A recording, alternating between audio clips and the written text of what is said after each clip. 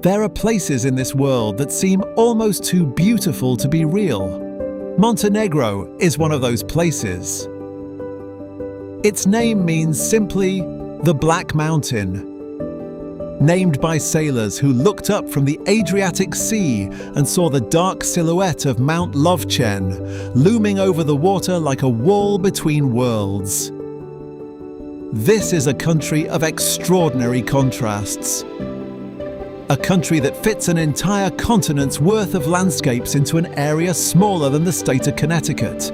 Barely 600,000 people call it home, and yet within its borders, you will find the deepest canyon in Europe, one of the last primeval forests on the continent, and some of the most dramatic medieval cities anywhere in the Mediterranean world. This is Montenegro. Every country has its records, its points of pride, but Montenegro's facts are different. The Tara River Canyon is the deepest canyon in Europe. 1,300 meters from rim to river, the second deepest on Earth after the Grand Canyon. Biogradska Gora contains one of the last 3 primeval forests in Europe. Trees that have never felt an axe, some of them 500 years old. Montenegro adopted the euro without ever joining the European Union. Its monastery of Ostrog, cut into a vertical cliff face at 900 meters altitude, draws over 1 million pilgrims every year, Orthodox Christians, Catholics and Muslims, side by side. And in 2006, Montenegro voted for independence from Serbia by a margin of just 0.5%. A country that has always chosen freedom, by exactly as much as it needed to, and not 1 vote more. The places in Montenegro worth seeing. There is a moment when you first approach the canyon of the Tara from above, when the ground simply disappears. And then the trees part. And suddenly there is nothing at all, for 1,300 meters below your feet. The Tara River Canyon is the deepest canyon in Europe. The walls of limestone drop almost vertically to the river below, a river so clean, so cold, so clear that you can see the riverbed from 10 meters above the surface. This water has been carving through rock for millions of years, and standing on the rim, looking down at that thin green thread of river far below, you begin to understand what 1,000,000 years of patience looks like. High above the canyon, 170 meters above the river, a bridge arcs across the void. The Đurđević Tara Bridge was completed in 1940, the largest concrete arch bridge in Europe at the time. 1 year later, one of its own designers detonated the charges that destroyed it. He did it to stop an army. And he lived long enough to see it rebuilt. Sail into the Bay of Kotor from the open Adriatic and something extraordinary happens. The world narrows. The cliffs close in on either side, rising 500, 1,000, 1,500 meters above the water. The light changes, the air cools, and suddenly you are inside something ancient and enclosed and utterly unlike anything you have seen before. At the deepest point of this bay, this drowned river valley that the Adriatic has claimed as its own, sits Kotor, a medieval walled city, a UNESCO World Heritage Site.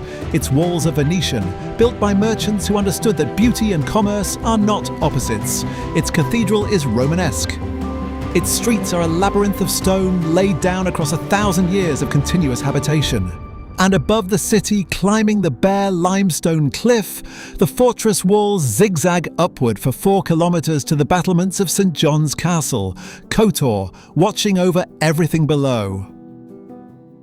It has been watching for a very long time.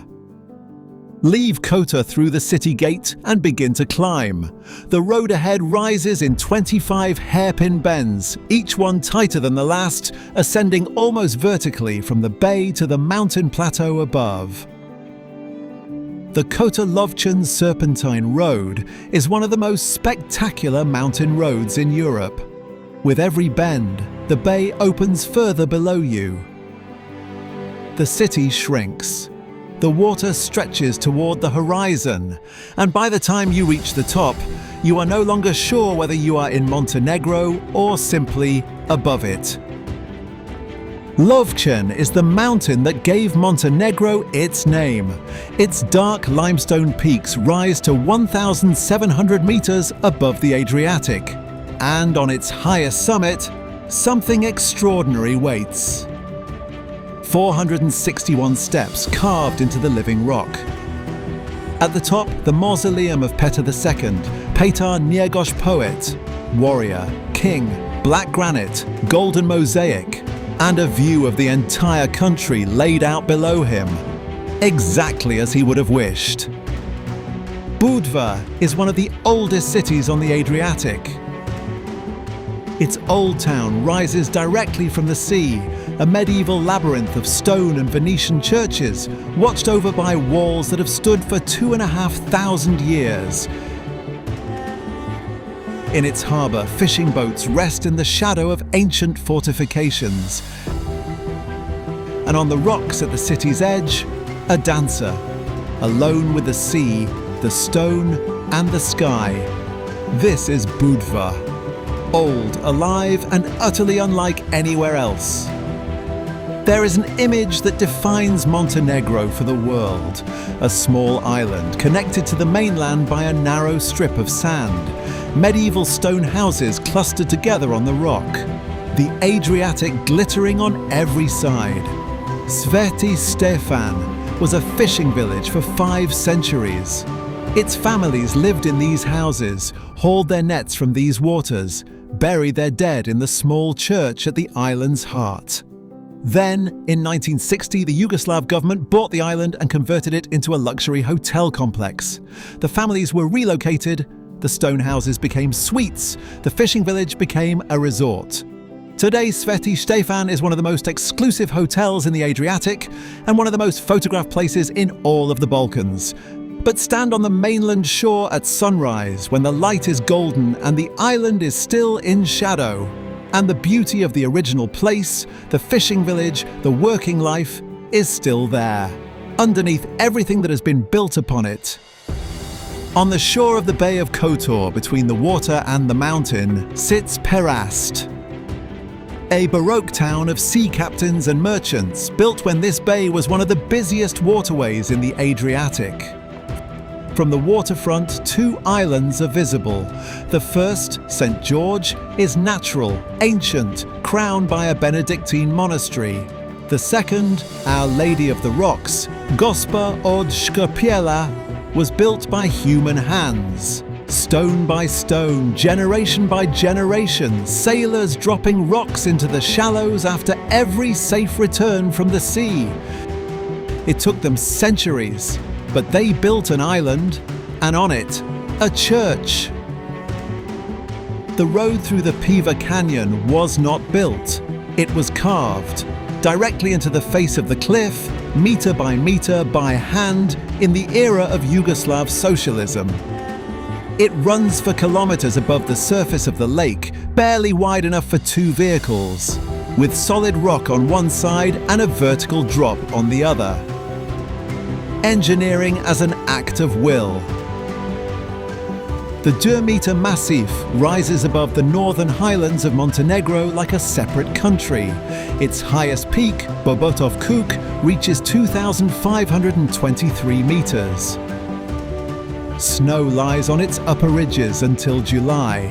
In some years it never leaves entirely. Within the massif, 18 glacial lakes known locally as mountain eyes. Dense forests of black pine, meadows where wildflowers bloom against a backdrop of bare rock, and the canyon of the Tara cutting through its foundations. Durmitor is a UNESCO World Heritage Site, but no list of designations quite captures what it feels like to stand here at altitude, in the silence, with the peaks rising all around you. It feels like the roof of the world, a world that very few people have ever seen. In the hills above the modern port city of Bar, in the shadow of Mount Rumea, the ruins of a medieval city stand among the oldest olive trees in Europe. Stari Bar, Old Bar, was inhabited for more than 1,000 years. It was a fortress city, a trading post, a place where different cultures and faiths met and argued and occasionally coexisted. A 1979 earthquake ended it. The city was abandoned, and the olive groves moved in, slowly, quietly, reclaiming the ruins the way nature always reclaims what humans leave behind. One olive tree here is more than 2,000 years old. It was old when Stari Bar was young, and it is still growing. If you enjoyed the video, please give it a like and share it with your friends. It really motivates me to keep making videos like this, and if you visited the country and have more to share. Feel free to leave your thoughts in the comments, Discovery. The world explore the extraordinary. See you in the next adventure.